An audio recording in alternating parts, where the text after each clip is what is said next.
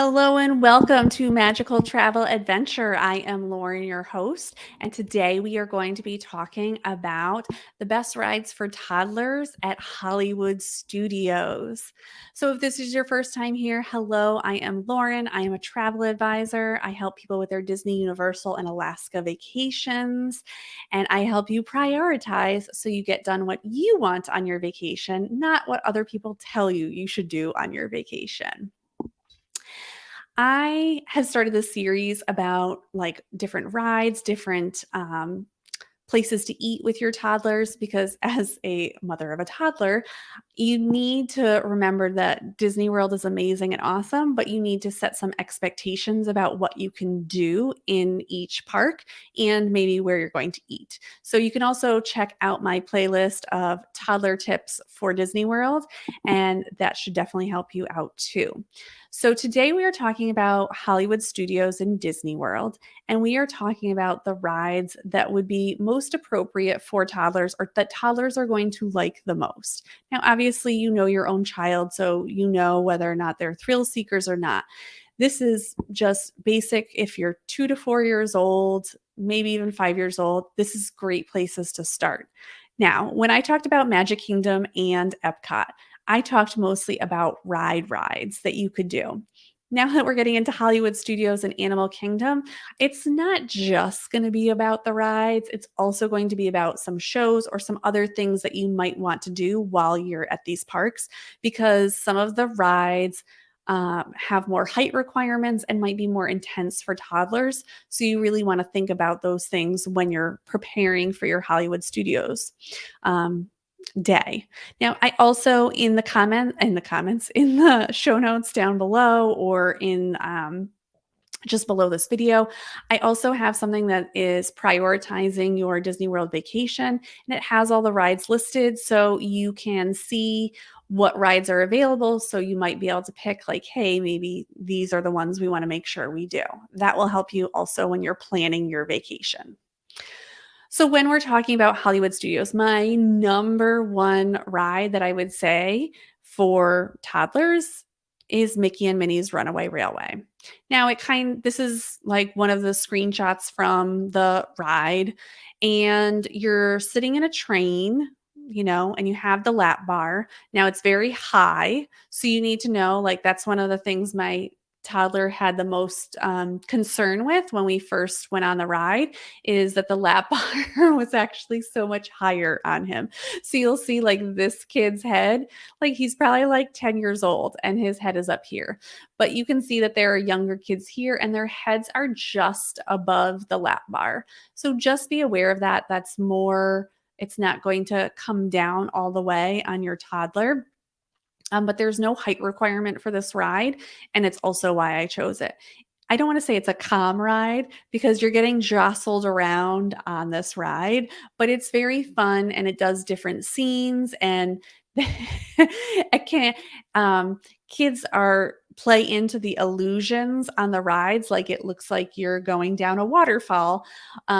So just be aware of that. We always had my son tucked in between my husband and myself so that we could kind of grab him around the shoulders if we needed to and like tuck him in. He was never scared, but just younger kids really fall for the tricks that they try and put into rides. So just be aware of that. But this is one of my son's favorite rides, and it's definitely one of my favorite rides. The second one that I will say that is great for toddlers is Alien Swirling Saucers. Now, for parents, it might not be as fun, but as you can see, you sit in this, and this alien is pulling you around, and you're kind of like sliding back and forth. Kids love that kind of motion, especially toddlers. They love that like swinging motion typically. So that's a lot of fun. At night, it's really cool because it's dark outside and the lights are on in there, and it's just kind of fun and magical. There is a height requirement for this, so I'm pretty sure it's 32 inches that you need to be to ride this ride, and I think it's a great option for kids, and it's definitely a great option if kids are doing other things, like if you have older kids and they want to do Slinky Dog Dash, which is a roller coaster. then this is a great option. Or if some of the party wants to go into Batu and go and ride some of the rides in like Millennium Falcon and Rise of the Resistance in Star Wars, then this gives you an opportunity to do something else with the younger kids. Toy Story Mania. I love Toy Story Mania. But this is a ride where you're sitting 2 by 2, and you do need to wear 3D glasses, but you can play. There's like these little guns, and you're shooting different things at. I keep pointing at the screen, like you can see my screen, like where I'm pointing to. But you're shooting these bullseyes. Now, for toddlers, sometimes it's a little tough because you might need to help them with this. But my son loved this ride, even when he wasn't wearing his 3D glasses and wasn't playing at all with the like shooter at all. So it was just fun for him. Again, you kind of spin around every time. You're moving around to different screens, and just seeing the different characters on the screen sometimes is just fun for the kids. Now we're getting into the non-rides. So there is a Disney Junior Play and Dance Party, and it's kind of, if you're going over to Mickey and Minnie's Runaway Railway, there's like a big sign that says Hollywood. If you go back there, this is where the Disney Junior Play and Dance is. And in there's sort of like a dance party, and there's different things that happen on different days, or different characters will come out. It's obviously Disney Junior characters, but sometimes, like as you can see, Mickey comes out. And it's just kind of like a fun thing to do. The kids can kind of just dance around and just kind of have some fun and freedom during the time. Now, this is not all day long.